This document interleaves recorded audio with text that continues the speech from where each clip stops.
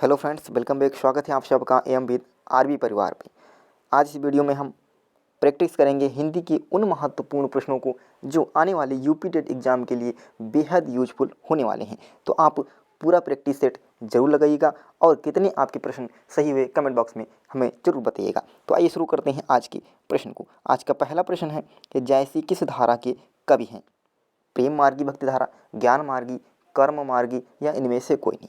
तो जैसे किस धारा के कवि हैं? तो यह हैं प्रेम मार्गी, यानी ऑप्शन आपका ए जो होगा वो बिल्कुल सही जवाब हो जाएगा। यदि आपसे पूछा जाए कि राम भक्ति धारा के कौन है, क्या राम भक्ति धारा के कौन हैं, तो आपका उत्तर क्या हो जाएगा? राम भक्ति धारा के तो आप कहोगे तुलसीदास।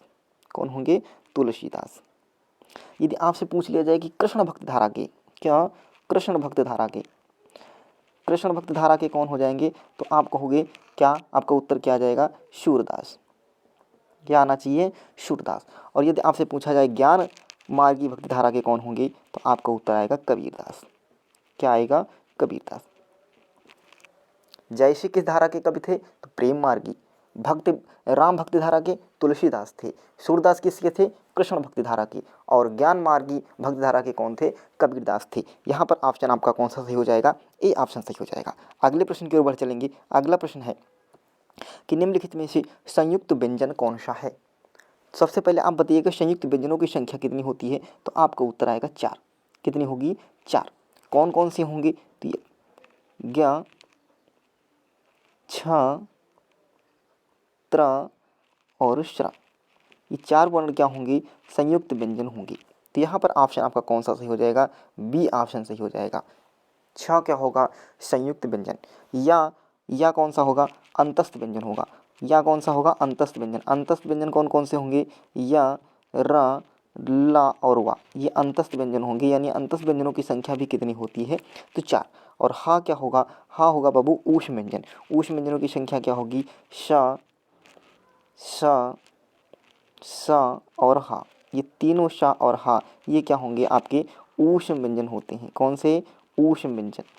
तो ऊष्म व्यंजनों की संख्या कितनी होगी? 4। और ये क्या होंगे? अंतस्थ व्यंजन होगा। तो अंतस्थ व्यंजनों की संख्या कितनी होती है बाबू? 4। अंतस्थ व्यंजनों की संख्या 4, ऊष्म व्यंजनों की संख्या 4 और संयुक्त व्यंजनों की भी संख्या कितनी होगी? 4 होगी। यहाँ पे पूछा गया है कि संयुक्त व्यंजन कौन सा होगा, तो यहाँ पर ऑप्शन आपका बी जो होगा बिल्कुल करेक्ट जवाब होगा। अगले प्रश्न की ओर बढ़ेंगे। अगला प्रश्न है कि निम्नलिखित में कंठ ध्वनि है, कंठ ध्वनि कौन सी होगी? तो जो का वर्ग के जितने भी अक्षर आएंगे वो क्या होंगे? वो कंठ ध्वनि के होंगे। का वर्ण में जितने भी आएंगे क्या होंगे? कंठ ध्वनि। यानी ऑप्शन आपका कौन सा सही हो जाएगा? ए हमारा ऑप्शन सही हो जाएगा। क्लियर है?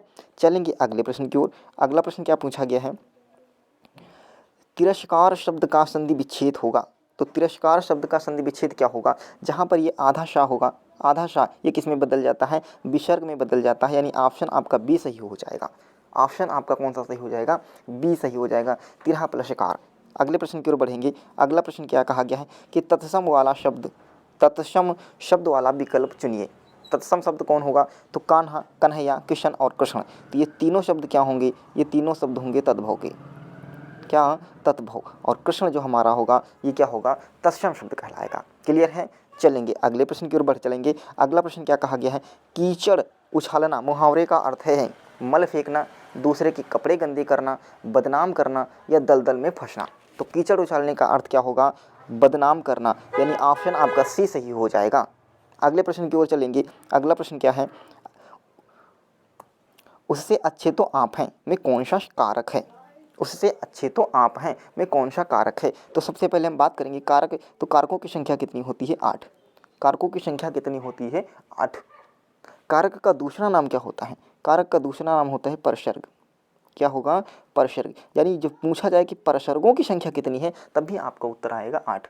क्यों? क्योंकि कारक का ही दूसरा नाम क्या है? परसर्ग है। यहाँ पर पूछा गया है कि आप उससे अच्छे तो आप हैं, जहाँ पर तुलना की गई है। क्या? आप उसकी तुलना उससे की गई है और जहाँ पर तुलना की जाती है वहाँ पर अपादान कारक होता है। यानी ऑप्शन बी हमारा बिल्कुल करेक्ट जवाब हो जाएगा। चलेंगे अगले प्रश्न की ओर। अगला प्रश्न है कि प्रत्यक्ष का विलोम है।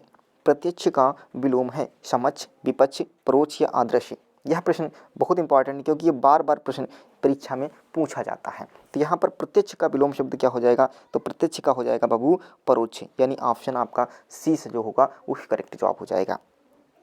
अगला प्रश्न है कि लिंग की दृष्टि से दही क्या है, लिंग की दृष्टि से दही क्या है। यह पूछा हुआ प्रश्न है, यूपी टेट में पूछा हुआ प्रश्न है कि लिंग की दृष्टि से दही क्या है, स्त्रीलिंग है, पुल्लिंग है, नपुंसक लिंग है या इनमें से कोई नहीं। तो जिसने ऑप्शन नपुंसक लिंग दिया है वो तो पूरी तरीके से गलत हो जाएगा। क्यों? क्योंकि हिंदी में बाबू दो ही लिंग होंगे, हिंदी में दो ही लिंग होते हैं। यह ऑप्शन तो सिर्फ आपको कंफ्यूज करने के लिए दिया जाता है। हिंदी में केवल दो ही लिंग होते हैं, स्त्रीलिंग और पुल्लिंग। तो इन्हीं में से आपको एक ऑप्शन पिक करना होगा। तो आप लिंग की कैसे पहचान करेंगे, आप अपने वाक्य में प्रयोग कर लीजिए। क्या?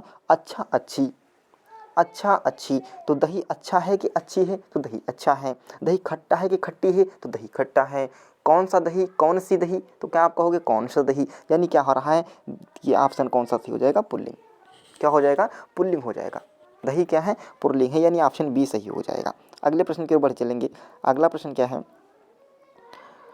यथाविधि में कौन सा समास है, यथाविधि में कौन सा समास है।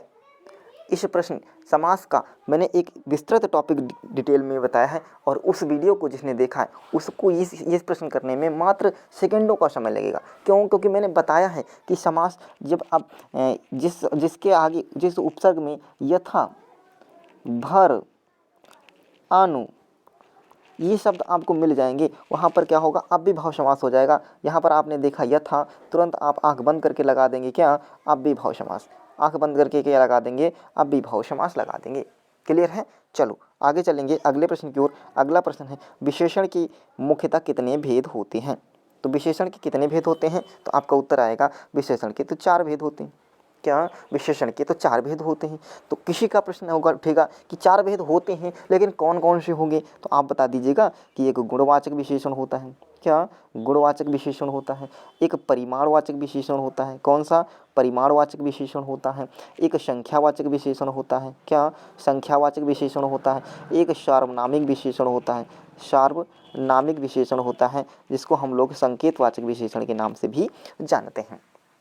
और यदि तुलनात्मक विशेषण की यदि पूछेगा आपसे कि तुलनात्मक विशेषण के कितने भेद होते हैं, किसके तुलनात्मक, तो उसके 3 होते हैं। कौन कौन से होते हैं, तो वह होता है मूलावस्था। क्या होगा बबुआ, मूलावस्था। एक होता है उत्तरावस्था और एक होता है उत्तमावस्था। ये 3 विशेषण जो होंगे ये तुलनात्मक विशेषण के भेद होते हैं, मूलावस्था, उत्तरावस्था और उत्तमावस्था।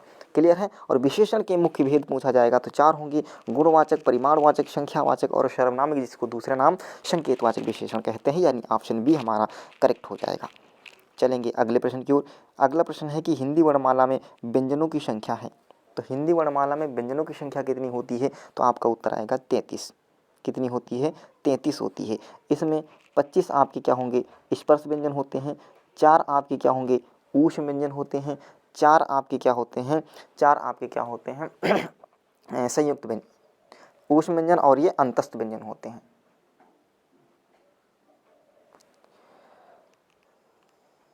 क्लियर है? तो कुल मिला के कितने हो जाते हैं, 33 हो जाते हैं। कुल मिला के कितने हो जाते हैं, 33 हो जाते हैं। संयुक्त व्यंजन को, जो संयुक्त व्यंजन होते हैं इन्हें व्यंजनों की कैटेगरी में नहीं रखा जाता है। व्यंजनों के भेद यदि आपसे पूछा जाएगा तो 3 बताएंगे, कौन कौन से, तो स्पर्श व्यंजन, संयुक्त और स्पर्श व्यंजन, ऊष्म व्यंजन और अंतस्थ व्यंजन। संयुक्त व्यंजन को व्यंजन के भेद में काउंट नहीं किया जाता है, इस बात को भी आपको ध्यान रखना है। क्लियर है? तो हिंदी वर्णमाला में व्यंजनों की संख्या कितनी होती है, 33 होती है। कुल वर्ण कितने होते हैं, 33। कुल वर्ण कितने होते हैं, 52 होते हैं। स्पर्श व्यंजनों की संख्या कितनी होती है, 25 होती है। और ऊष्म व्यंजन या अंतस्थ व्यंजन या संयुक्त व्यंजन, उनकी संख्या कितनी होती है, 4 होती है। चलेंगे अगले प्रश्न की ओर। अगला प्रश्न है, तो आज के लिए इतना ही।